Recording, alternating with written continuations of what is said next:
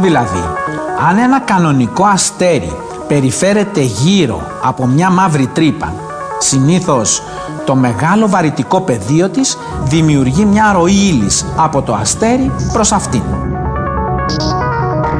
Η ύλη αυτή δημιουργεί μια σπυροειδή τροχιά πριν χαθεί πίσω από τον ορίζοντα της μαύρης τρύπας, δημιουργώντας γύρω της ένα δίσκο που ονομάζεται δίσκος συσσόρευσης ή δίσκος προσάυξησης και του οποίου η θερμοκρασία υπερβαίνει το 1.000.000 βαθμούς.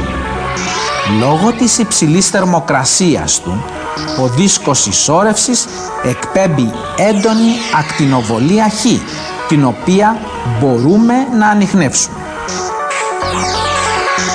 Επίσης, αν η μελανείο Π είναι μέλος διπλού συστήματος αστέρων, μπορεί να διαπιστωθεί η ύπαρξή της τόσο από τις βαρυτικές της επιδράσεις, όσο και από την μελέτη των ακτίνων Χ που εκπέμπονται γύρω της.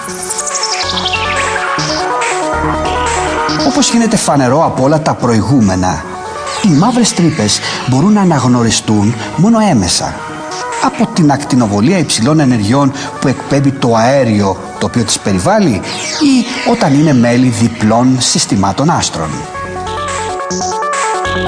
Επίσης, εντοπίζονται από τις πολύ μεγάλες ταχύτητες που αποκτά η ύλη όταν πλησιάσει μια μαύρη τρύπα. Συνήθως οι ταχύτητες είναι 1.500.000 χιλιόμετρα την ώρα και αποτελούν αδιάψευστη μαρτυρία για την ύπαρξη μιας μελανής οπής. Όπως πιστεύουμε σήμερα, μελανές σωπές μπορούμε να βρούμε στα κέντρα πολλών γαλαξιών, όπως και στο κέντρο του δικού μας γαλαξία. Ο σχηματισμός μιας μαύρης τρύπας στο κέντρο ενός γαλαξία συνοδεύεται από εύκολα παρατηρήσιμα φαινόμενα. Τα αστέρια στη γειτονιά της μελανής οπής περιφέρονται με μεγάλη ταχύτητα γύρω από ένα αόρατο ελκτικό κέντρο. Έτσι σχηματίζονται δίσκοι ιονισμένου αερίου, δηλαδή όπως τους ονομάζουμε δίσκοι προσάυξησης. Τέλος, εκτοξεύονται με μεγάλη ταχύτητα πίδακες ιονισμένου αερίου κατά μήκος του άξονα περιστροφής της μελανής τρύπας, τα καλούμενα jets, δηλαδή πίδακες ροής. Πράγματι, η ταχύτατα περιστρεφόμενη μαύρη τρύπα αναγκάζει το δίσκο προσάυξησης να περιστρέφεται και αυτός με μεγάλες ταχύτητες. Έτσι δημιουργούνται μαγνητικά πεδία που προσανατολίζονται κατά μήκος του άξονα περιστροφής της μελανής οπής.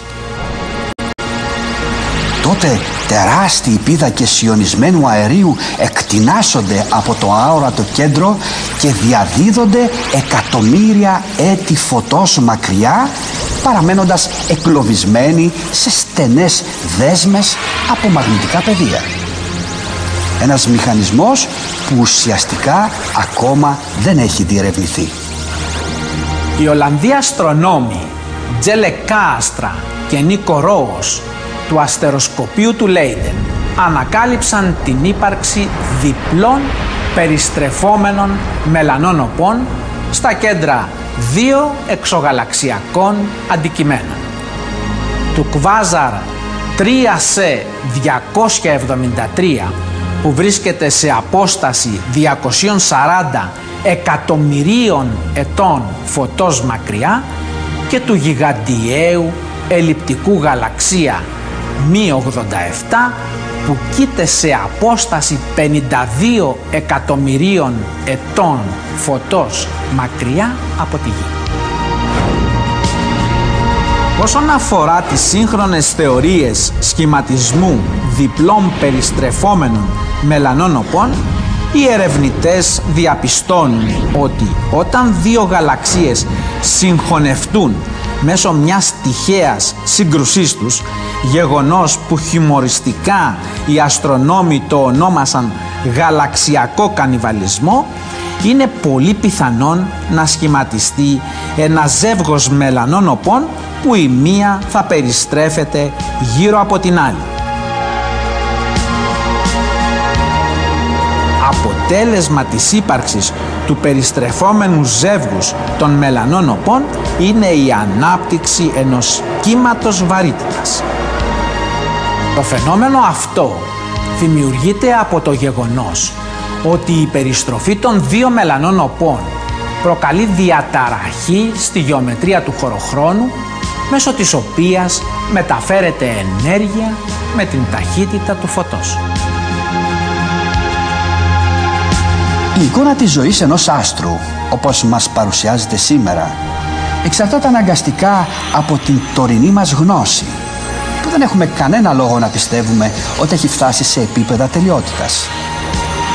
Η ιστορική πείρα μας διδάσκει ότι η εικόνα του σύμπαντος, όπως το αντιλαμβανόμαστε με τις αισθήσεις μας, μεταβάλλεται ριζικά με το χρόνο και είναι βέβαιο ότι αυτό θα συνεχιστεί και στο μέλλον.